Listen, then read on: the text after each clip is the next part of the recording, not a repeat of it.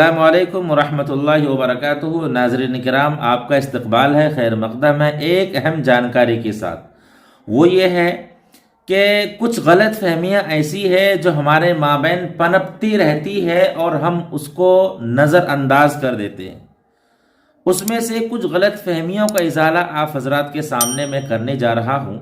وہ یہ ہے کہ جب کسی گھر میں انتقال ہو جاتا ہے یا میت ہو جاتی ہے تو گھر کی عورتوں کو دیکھا جاتا ہے، عام طور پر میں نے بذات خود دیکھا بھی ہے اور لوگوں نے مجھ سے اس کے بارے میں پوچھا بھی ہے، تو میں نے اس کی تحقیق بھی کی اور وہ بات سمجھ میں آنے والی ہے۔ وہ کیا ہے؟ وہ یہ ہے کہ اگر انتقال ہو جاتا ہے تو انتقال ہونے کے بعد میت کے ارد گرد یعنی اس کے چارپائی کی طرف، دائیں طرف یا بائیں طرف، گھر کی عورتیں یا گھر کی بہن بیٹیاں سپارے کھول کر مردے کے ایصال ثواب کے لیے پڑھنا شروع کر دیتی ہے۔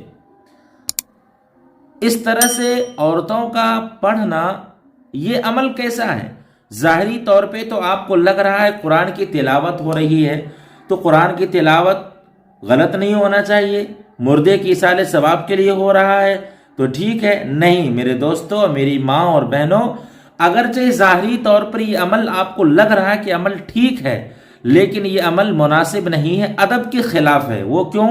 کہ جب مردے کا انتقال ہوتا ہے، روح نکلنے سے پہلے پہلے اللہ کے رسول صلی اللہ علیہ وسلم نے فرمایا کہ جب کسی کی روح نکلتی ہے تو کبھی کبھی روح نکلنے کی سختی اتنی ہوتی ہے کہ عین ممکن ہے کہ مردے کے جسم سے غلاظت باہر آ جائے۔ تو روح نکلنے کے بعد مردہ چونکہ ناپاک ہو جاتا ہے تو ناپاک چیز چارپائی کے اوپر اور قرآن کے سپارے آپ کے ہاتھ میں اور آپ چارپائی کے بغل میں، وہ نیچے، تو یہ ادب کے خلاف ہے۔ تو قرآن کی تلاوت ظاہری طور پہ تو ہمیں لگ رہا ہے کہ ٹھیک ہے، لیکن یہ ادب کے خلاف ہے، ہمارے ریت رواج میں چل رہا ہے جو ٹھیک نہیں ہے۔ ہم تو یہ سمجھتے ہیں اور ہم یہ محسوس کر رہے ہیں کہ بھائی ہم تو قرآن کی تلاوت کر رہے ہیں تو اس میں گناہ کہاں ہے؟ لیکن میری ماں اور بہنوں، یہ گناہ ظاہری طور پہ تو نہیں ہے، لیکن چونکہ قرآن کے ادب کے خلاف ہے کہ کوئی ناپاک چیز قرآن سے اوپر ہو اور قرآن اس کے نیچے ہو۔ ہاں البتہ اتنی بات ضرور ہے، اگر کسی کی روح نکل جاتی ہے تو روح نکلنے کے بعد اگر مردے کے آس پاس یا مردے کے تھوڑا فاصلے پہ سورہ تبارک الذی 41 مرتبہ پڑھ لیا جائے تو اس مردے کی مغفرت کی پہچان ہوتی ہے۔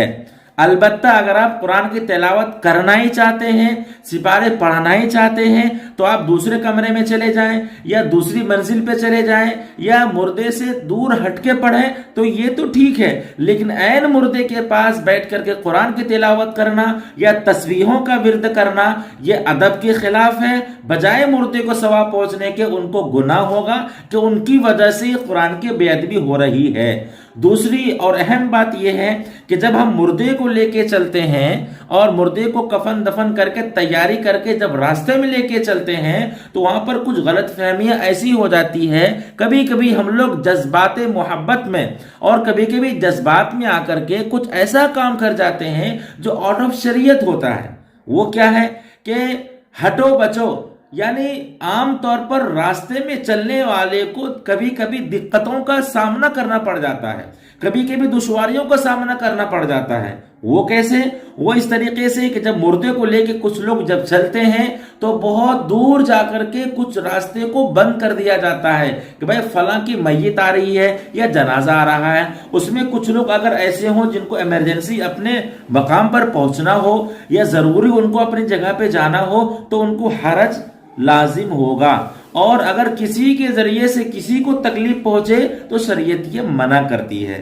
اسی لیے ہمارے نوجوان دوستوں سے میں اپیل کرنا چاہتا ہوں، اگر آپ مردے کو راستے سے لے کے چل رہے ہیں تو دھیرے دھیرے چلیں اور اپنے راستے کے حقوق ادا کرتے ہوئے چلیں تاکہ چلنے والے کو کوئی دقت اور پریشانی نہ ہو۔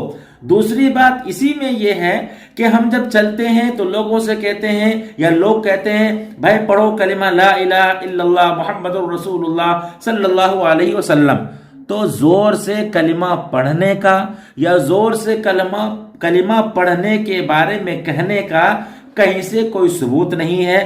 اگر مردہ نیک ہوتا ہے اگر مردہ نیک ہوتا ہے تو ان کے ساتھ فرشتے بھی ساتھ ساتھ چلتے ہیں اور فرشتے بھی ذکر کرتے ہیں، تو فرشتوں کے ذکر میں خلل ہو سکتا ہے، اسی لیے فرمایا کہ ہلکے آواز میں پڑھیے اور ہلکی رفتار سے مردے کو لے کے قبرستان تک جائیے۔ میرے دوستوں، نوجوان، میری ماں اور بہنوں، آپ شاید میری بات سمجھ گئے ہوں گے، اور اللہ نے چاہا تو انشاءاللہ آپ لوگ اس پر عمل بھی کریں گے۔ اگر آپ کو ہماری ویڈیو اچھی لگے تو آپ کمنٹ کریں، لائک کریں، شیئر کریں، اور اگر اس طریقے کے کوئی بھی سوال اگر آپ کے ذہنوں میں ہے تو آپ وہ سوال ہمارے کمنٹ باکس میں لکھ کر کے بھیج سکتے ہیں، آپ کو اس کا معتبر جواب ملے گا۔ انشاءاللہ کل ہم ایک اہم ویڈیو کے ساتھ آپ حضرات روبرو ہوں گے، وہ یہ کہ جب ہم مردے کو دفن کرتے ہیں تو دفن کرنے کے بعد گرہ کے کھولنے کا کئی جگہ اختلاف ہوتا ہے، کوئی کہتا ہے کھولنی چاہیے، کوئی کہتا ہے نہیں کھولنی چاہیے۔